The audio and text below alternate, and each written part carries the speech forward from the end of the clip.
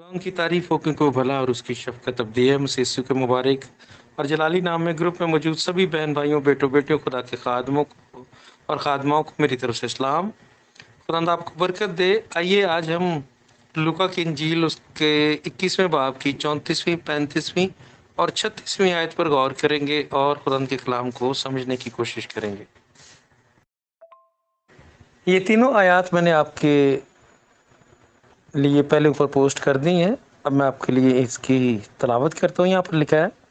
پس خبردار رہو، ایسا نہ ہو کہ تمہارے دل خمار اور نشہ بازی اور اس زندگی کی فکروں سے سست ہو جائے اور وہ دن تم پر پھندے کی طرح ناگہاں آ پڑے، کیونکہ جتنے لوگ تمام روئے زمین پر موجود ہوں گے ان سب پر وہ اسی طرح آ پڑے گا۔ پس ہر وقت جاگتے اور دعا کرتے رہو تاکہ تم کو ان سب ہونے والی باتوں سے بچنے اور ابن آدم کے حضور کھڑے ہونے کا مقدور ہو۔ آمین۔ یا سنیں تو آپ ایک چیز ہمیشہ یاد رکھیں کہ کلام خدا میں کچھ باتیں ڈائریکٹ ایسی ہوتی ہیں جو صرف اور صرف ایمانداروں کے لیے کلام ہے، اور کچھ ایسا کلام ہوتا ہے جو ان لوگوں کے لیے کلام ہوتا ہے جو ابھی تک یسوع مسیح پر ایمان نہ لائے ہوں۔ تو یہ جو حوالہ میں نے آپ کے درمیان میں رکھا ہے، یہ وہ کلام ہے جو خداوند یسوع ناصری ایمان رکھنے والوں سے فرما رہے ہیں۔ بے شک اس میں ان لوگوں کے لیے بھی کلام موجود ہے جو یسوع کو نہیں جانتے، لیکن ڈائریکٹ یہ کلام ان لوگوں سے کیا گیا جو یسوع ناصری پر ایمان رکھتے ہیں، کیونکہ یسوع ناصری انہیں یہ سکھانا چاہ رہے ہیں کہ تم بھی دنیا کی طرح اس وقت میں جب کہ میرا آنے کا وقت ہوگا، کلیسیا کو لے کر جانے کا وقت ہوگا، اس وقت تم غافل نہ رہ جانا، دنیا کے معاملات میں اپنے آپ کو اس طرح نہ پھنسا لینا کہ تمہیں پتہ ہی نہ ہو کہ میرا آنے کا وقت ہو گیا اور تم نے تیاری ہی نہ کی ہو۔ پیارے عزیزو، کلیسیا کے ساتھ یسوع کا وعدہ یہ ہے کہ وہ دلہے کی طرح اپنی کلیسیا کو دلہن کی طرح بنا کر لے کر جائے گا۔ دلہن کے لیے یسوع ناصری نے، کلیسیا کے لیے، اپنے بدن کے لیے یسوع ناصری نے یہی توقع کی ہے کہ وہ یسوع کے آمد کے وقت تیار ہوگی۔ اس لیے یسوع ناصری بار بار جو کلیسیا سے بات کرتے ہیں وہ یہی کرتے ہیں کہ خبردار ایسا نہ ہو کہ تمہارے دل خمار ہوتا ہے جب انسان اپنے ان اچیومنٹس کو زندگی میں حاصل کر لیتا کہ اب میں نے گھر بھی بنا لیا ہے، میں نے اچھا عہدہ بھی حاصل کر لیا ہے، بہت کچھ میں نے زندگی میں پا لیا ہے، اور ان باتوں کے نشہ میں انسان جو ہے نا وہ پھنسا رہتا ہے، اور وہ اس کا دھیان اس طرف نہیں رہتا جس طرف خدا اس کے دھیان لگا کر رکھنا چاہتا ہے۔ کہ یسوع نے کہا تھا، دیکھ میں جلد آنے والا ہوں اور ہر ایک کو دینے کے لیے اجر میرے پاس موجود ہے۔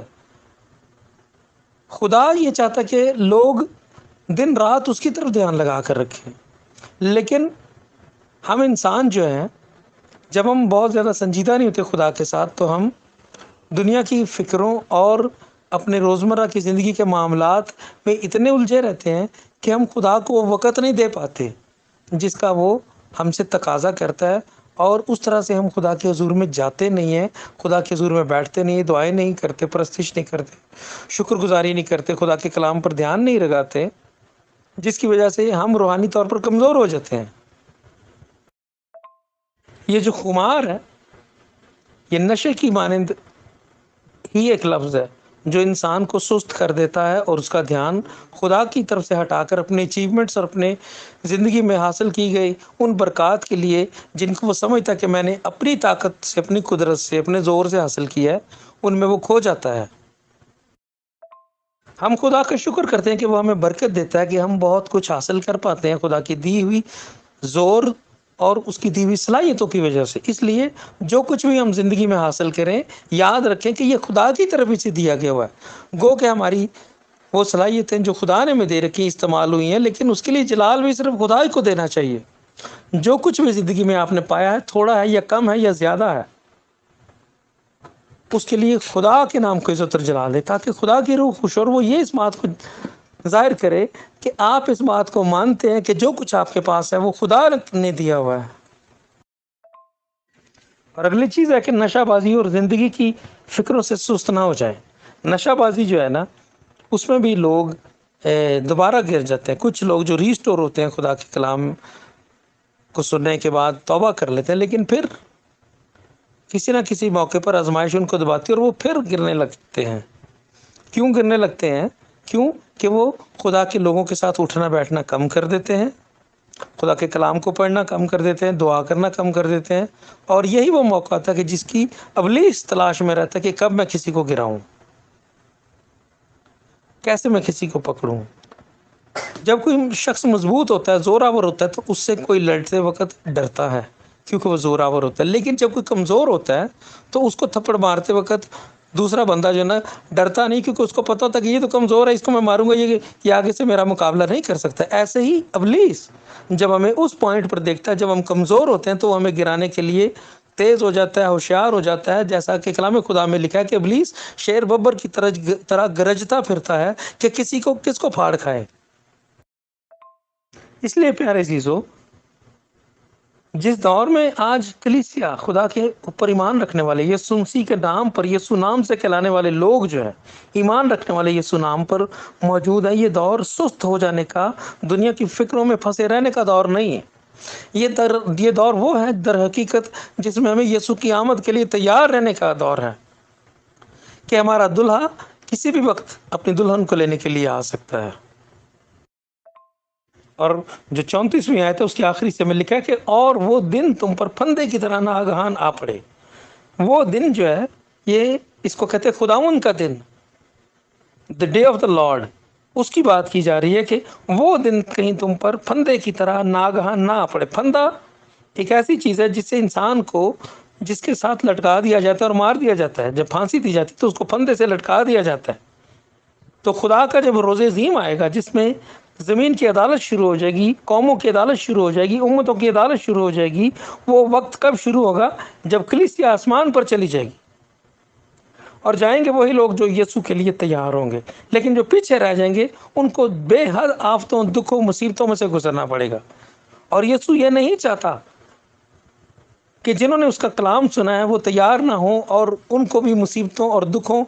کے اس دور میں سے گزرنا پڑے، اور دکھ سہ کر، مصیبت سہ کر انہیں نجات ملے۔ یسوع یہ چاہتا ہے کہ اس کی آمد کے وقت کلیسیا تیار ہو۔ کلام خدا میں خداوند کا جو دن ہے اس کو بہت ہی دکھ اور تکلیف اور مصیبت کا دن کہا گیا ہے، جس کے متعلق یسوع مسیح نے متی کی انجیل کے 24ویں باب میں یہ کہا تھا کہ وہ بڑی مصیبت کا وقت ہوگا، ایسی مصیبت کہ جیسی پہلے دنیا نے نہ پہلے کبھی دیکھی، نہ بعد میں کبھی آئے گی۔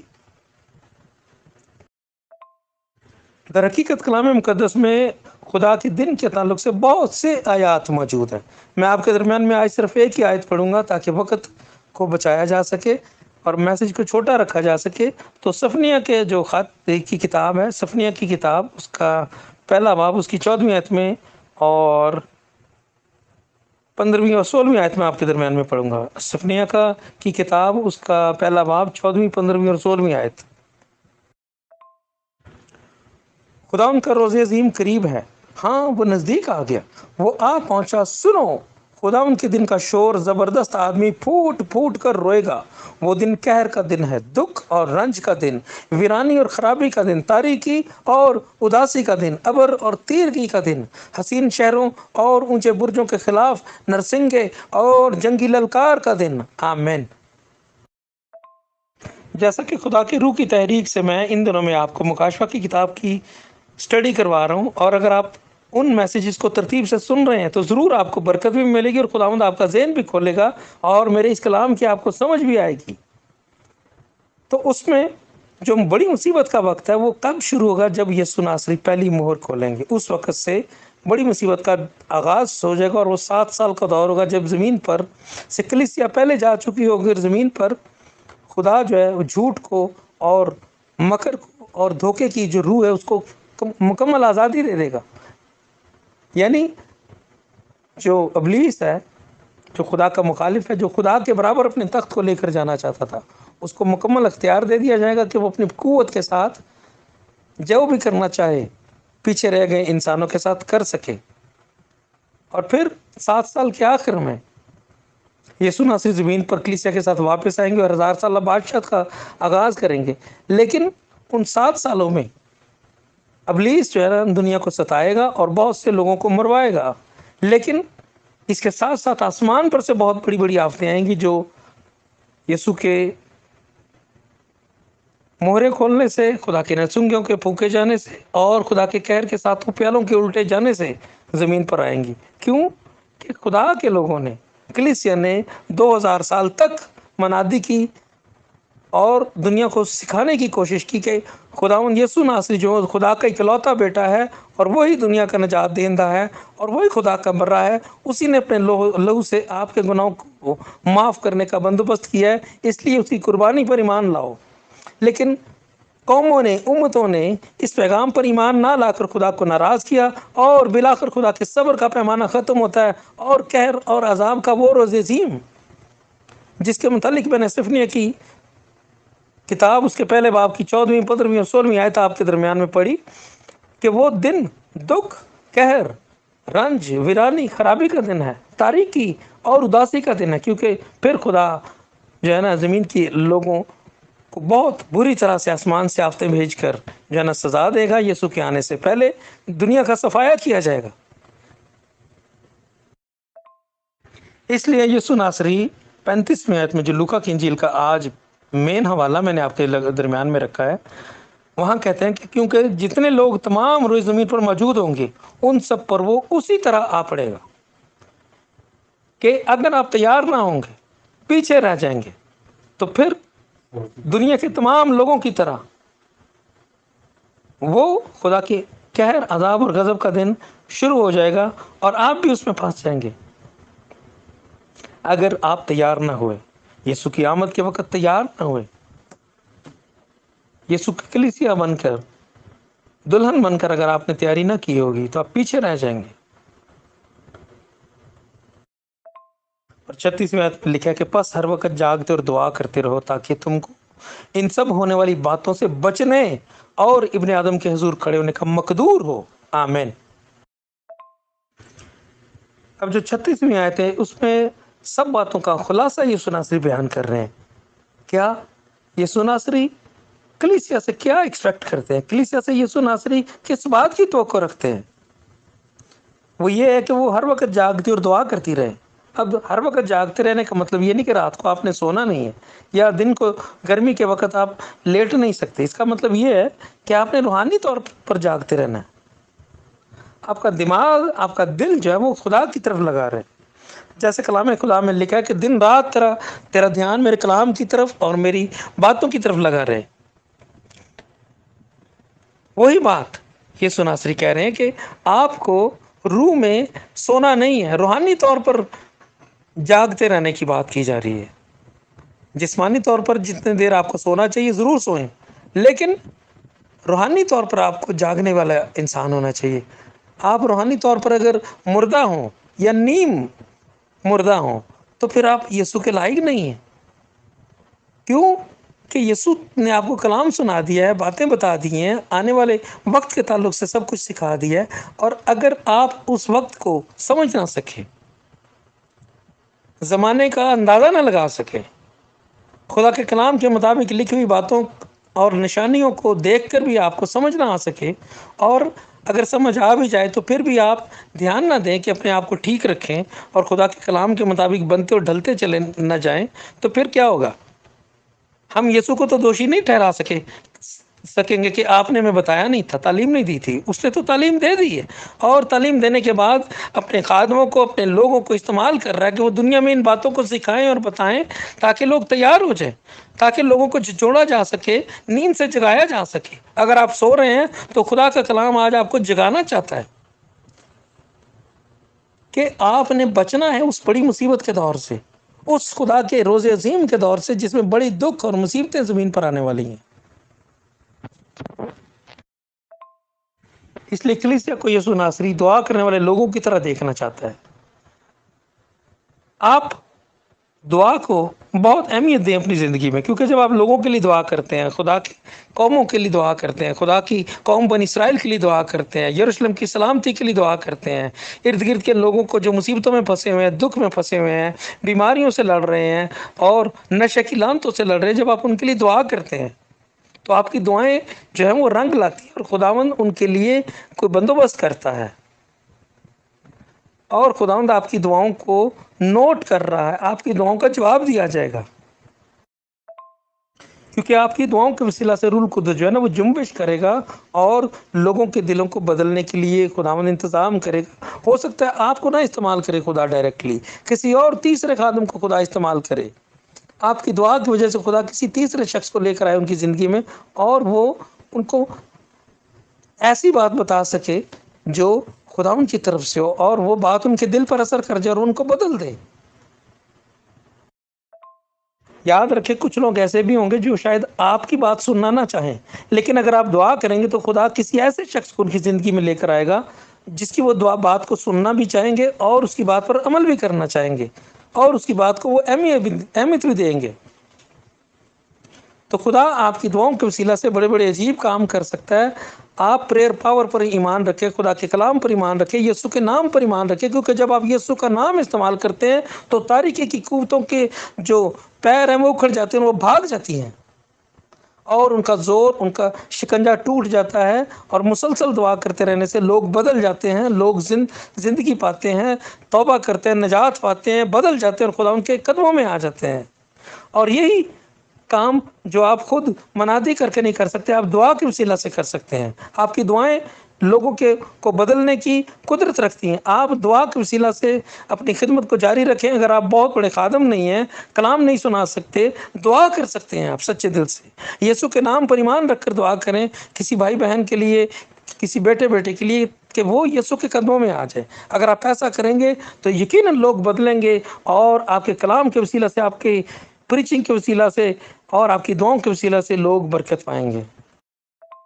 یاد رکھیے کہ یسوع ناصری نے ایمانداروں کو کہا تھا کہ جب تم بیماروں پر ہاتھ رکھو گے تو اچھے ہو جائیں گے۔ یہ ایک اور برکت ہے آپ کے پاس جو یسوع نے دی ہے لوگوں کو بدلنے کے لیے، لوگوں کو خدا یسوع کے قدموں میں لانے کے لیے اور ان کا دھیان خدا ان کی طرف لگانے کے لیے کہ یسوع زندہ خدا ہے، وہی بادشاہ ہے، وہی منجی ہے، وہی آ رہا ہے دنیا کی عدالت کرنے کے لیے، اور بچ جاؤ۔ جب آپ ایسا کہیں گے، ایسی باتیں لوگوں کو سنائیں گے، ایسا کریں گے، تو خداوند آپ کے وسیلہ سے اپنی خدمت کا کام پورا کرے گا، اور جتنا خداوند آپ سے کام لینا چاہتا ہے وہ لے کر رہے گا۔ اس لیے یسوع ناصری کہہ رہا ہے کہ اگر تم ایسا کرتے رہو گے تو تم کو ان سب ہونے والی باتوں سے بچنے، اور ابن آدم یسوع نے اپنے لیے لفظ استعمال کیا ہے بارہا کلام مقدس میں، انجیل مقدس میں یہ لفظ، کیونکہ یہ لفظ یسوع ناصری کے لیے دانیل نبی نے استعمال کیا تھا ابن آدم کا، اور یسوع نے اسی لفظ کو اپنے لیے انجیل مقدس میں بار بار استعمال کیا ہے کہ ابن آدم کے حضور کھڑے ہونے کا مقدور ہو، کیونکہ کلیسیا کو جب اٹھایا جائے گا تو کلیسیا یسوع کے تخت کے سامنے پہنچائی جائے گی، اور وہاں یسوع کے سامنے پہنچ کر ہم اپنی خدمت کا حساب دیں گے، اور وہاں پر ہمیں اجر ملیں گے اپنی خدمت اپنے پھل کے مطابق۔ اس لیے یسوع ناصری کہنا ہے کہ ویسے بن جاؤ کہ تمہیں میرے حضور میں میرے سامنے کھڑے ہونے کی برکت مل سکے۔ آئیے پیارے عزیزو، آج اس برکت کو پا لینے کا وقت ہے۔ آج یہ وقت ہے کہ ہم ان خرابیوں کو دور کر کے جو خداوند سے ہمیں دور کرتی ہیں، زیادہ سے زیادہ خداوند کے قریب ہوتے چلے جائیں، اور خداوند کے نام اور اس کے کلام کی عزت کریے، اٹھ کھڑے ہوں اور روحیں بچانے کا کام جاری رکھیں۔ خدا کا کلام سکھانے کے وسیلے سے لے، دعا کے وسیلہ سے، جو کچھ خداوند کے متعلق آپ کو پتہ ہے لوگوں کو بتائیں، تھوڑا بھی اگر پتہ ہے تو اس سے بھی نہ ڈریں اور شرمائیں۔ خداوند آپ کے تھوڑے میں بھی برکت ڈالے گا اور بہت بڑا پھل پیدا کرے گا۔